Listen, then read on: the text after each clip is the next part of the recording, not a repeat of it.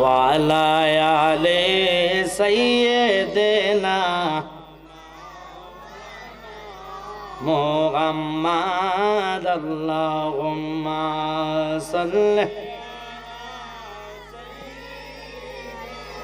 মাওলানা মুহাম্মাদ ওয়ালা আলে সাইয়্যিদিনা।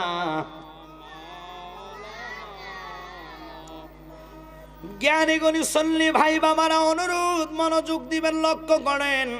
রাহমাতাল লিল আলামিন নবীর জন্য জান্নাতে ফেরেশতা গেলেন জিবরাইল, আল্লাহু আকবার, পোশাক নিলেন, পোশাকে চুমা খাচ্ছে আর দেখতেছে ৭০,০০০ ফেরেশতারা চতুর্দিকে ঘুরে ঘুরে রাসূলের দুরূদ পড়ে। তাহলে বোঝা যায় জান্নাত দুরূদ। আল্লাহকে প্রশ্ন করলেন, নবীজি আল্লাহ, তুমি না কোরআনে বলেছো কুল্লুমা আলাইহা ফান, সব কিছু তুমি ধ্বংস করে দিবা, কিছুই থাকবে না।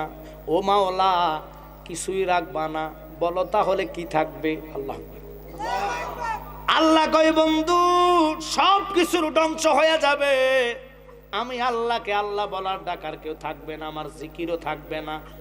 কিন্তু জেনে নেন গো, আমি আল্লাহ ওয়াদা না, আপনি জানেন, আপনি বন্ধু শুনে নেন গো বন্ধু, কিছুই থাকবে না, কিন্তু আপনি কামলিওয়ালা নবীজির দুরুদে মুস্তাফা আমার কুদরতি জবানে থাকব। নবীর দুরুদের দাম কেমন, পাওয়ার কেমন? আল্লাহ নিজে বলে, ও বন্ধু সব ধ্বংস হয়ে যাবে, কিন্তু আমার কুদরতি জবানে আপনার দুরুদ থাকবে। সুবহানাল্লাহ। ওই নবীর দুরুদ বলতে কিছু লোক অলসতা করে, আলসিমি করে। কমিটির যারা আছেন তাবারক রেডি করে তাবারক নিয়ে আসেন, যারা আসবে তারা ওয়াজ শুনে তাবারক নিয়ে যাবে, এখানে নিয়ে আসবেন, দেরি নেই, কারণ অল্প সময়ের ভিতর বিদায় নিবে। কারণ এই মাঠটা আপনাদের কাছকে বলে যায়, এত বড় কনফারেন্স, সবসময় আপনারা চেষ্টা করবেন সর্বদিক দিয়ে সাকসেস করার জন্য। জেনারেটর থাকলে আজকে মানুষ তেমন উঠতে না, কারণ মানুষ তো সুযোগের পাগল, অনেকের কলবে শয়তানে বসে তারে ধরে নিয়ে গিয়েছে। কিন্তু আসলে যারা খাঁটি সুন্নি, খাঁটি রসুলের প্রেমিক, যতই লড়াইছে তারা ওঠে নাই। বাজান বুঝতে হবে, এই প্রোগ্রাম আগামীতে যে পাবেন তার কোনো গ্যারান্টি নাই। আজকে মনে করতে হবে আমার জীবনের শেষ প্রোগ্রাম। কার জন্য এই সিগন্যাল আসছে সে নিজেও জানে না। কথা কন না খা কি? আপনার কি চিরজীবন থাকতে পারবেন? থাকার কোনো রাস্তা আছে? নাই। তাহলে আমি অনুরোধ আপনাদেরকে করব, যদি রসুলের মহাব্বত কলিজা থাকে, একটু ভালোবেসে দোকান ছেড়ে এই ফাঁকা জায়গাগুলো ফিল আপ করে বসে যান। আলহামদুলিল্লাহ যথেষ্ট মানুষ, আমি তো মনে করছি একবারে ফাঁকা, শুধু ক্যামেরাম্যান ছাড়া আর কেউ থাকবে না। আলহামদুলিল্লাহ, আল্লাহর কাছে শুকুর, যে লোকগুলো আছে এগুলো আমার দরকার। কথা বলেন ঠিক কি না?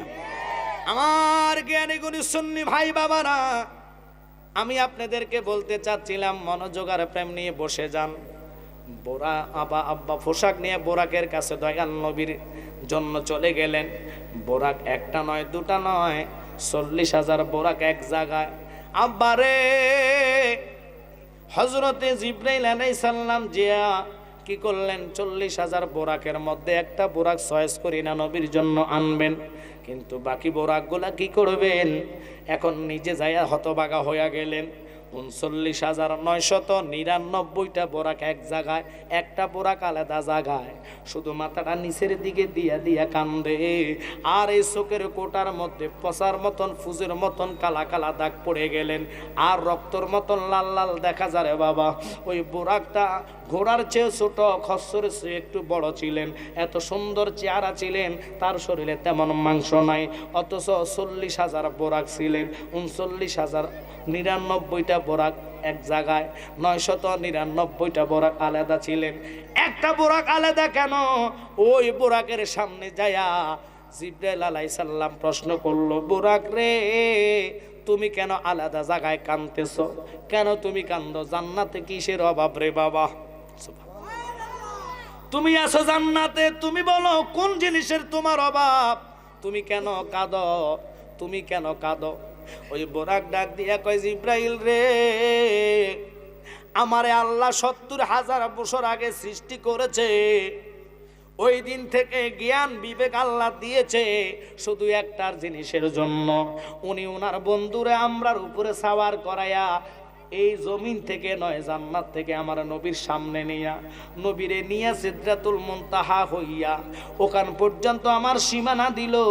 কিন্তু ওই দিনটা কবে আসবে, কোন দিন হবে, আমার এই জন্য কান্না আসে। কিন্তু আমরা একজন বানাইলে না গ্যারান্টি দিতাম আমারে নিব, 40,000 বানাইলো, ওই 40,000-এর মধ্যে কে নবীকে কান্দে লওয়ার ভাগ্য হইব রে, ওই চিন্তায় আমি বুড়া কাঁদতেছি। নবীর প্রেমের পাওয়ার কি, বোরাক নবী চিনেছে জান্নাতি জাহান হয়ে। আর আমরার দেশের মুহাদ্দিস মুফতি মুফাসসির ফতুয়া ছাড়ে নবীর কিয়াম লাগে না। আমার কথা কন্যা করে ওই তারে আমি মুফতি বলি না, মুহাদ্দিস জানি না। যারা নবীর ইজ্জতের চাদর নিয়ে টানাটানি করে, আল্লাহর কোরআন বলেছেন ওয়ারাফানা লাকা যিকরাক, এই কোরআন যদি নবীর সম্মান দেয়, আল্লাহ যদি নবীর ইজ্জত দেয়, তুমি মৌলবী কোরআন কি পড়ো নাই, তুমি মুফাসসির নাম দিয়ে কোরআনের তুমি তাহাকিক করো কেন, ভুল তাহাকিক করো। এই জন্য ওই গজলটা আমি বলেছি, কারণ তুমি সঠিক তাহাকিক করো, তুমিও জান্নাতি, তোমার ওয়াজ শুনে মানুষও হেদায়েত হবে। কথা কোন ঠিক কিনা? এখনকার দিনের মধ্যে টাকা খাইলে ফতুয়াটা ঘুরে যায়।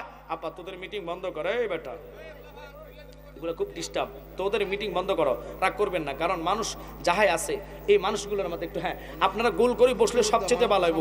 এই ফাঁকা ফাঁকা জায়গাগুলা যদি থাকে তাহলে শয়তানে বসে আপনারা গুতাইয়া মিনশার রিল ওয়াসওয়াসিল কান্নাস নিয়ে যাবে আপনারা কোথায়, ওই দোকানে। আপনারা মাইন্ড করবেন না প্লিজ, একটু সামনে চলে আসেন। এই তো ভালো লাগতেছে, আমার বাজানটা উঠতেছে, দয়া করে একটু সামনে চলে আসেন। সামনে চলে দুরূদ বানা আল্লাহুম্মা আসবে, সবাই চলে আসেন, সবাই সামনে চলে আসেন। দিনা মাওলানা মুহাম্মদ ওয়ালা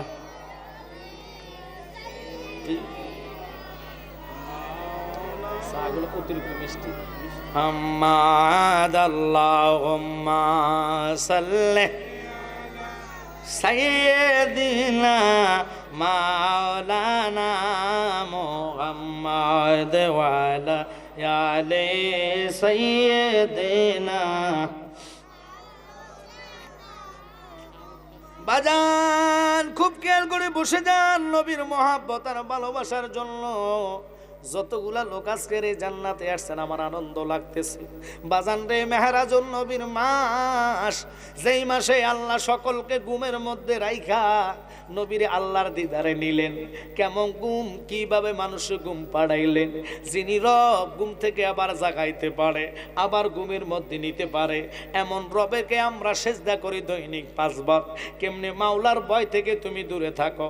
খোদার কসম, বর্তমান মানুষের অন্তরে যদি মাওলার ভয় থাকতো রে, কোনোটা লোকে নামাজ ছাড়তো না। কথা কোন ঠিক কিনা? মানুষের কলিজায় আল্লাহর ভয় নাই, ভয় যদি থাকতো কখনো মানুষ সুদের টাকা হাতে নিতেন না। মানুষ এমন রে, যদি মানুষের অন্তরে কলিজায় যদি আল্লাহর ভয় থাকতো কখনো মানুষ ঘুষের টাকা হাতে নিতেন না। রাগ করবেন না, রসুল পেটের মধ্যে পাথর বেঁধেছে, পাথর 3 দিন 4 দিন পর্যন্ত পাথর বেঁধেছে। কারণ কি? নবী শিক্ষা দিল উম্মত হারাম পেটে ঢুকায়ও না, হালাল খায়ও। হালাল খাইয়ে আমল ইবাদত করে ইমানের সহিত কবরে আসো। সরিষা পরিমাণ ইমান যদি তোর থাকে রে, সবাই তোরে কবরে তুইয়া চলে যাইব। আমি কামলিওয়ালা নবী ইমানের টানে তোর কবরে হাজির হইয়া যাইব।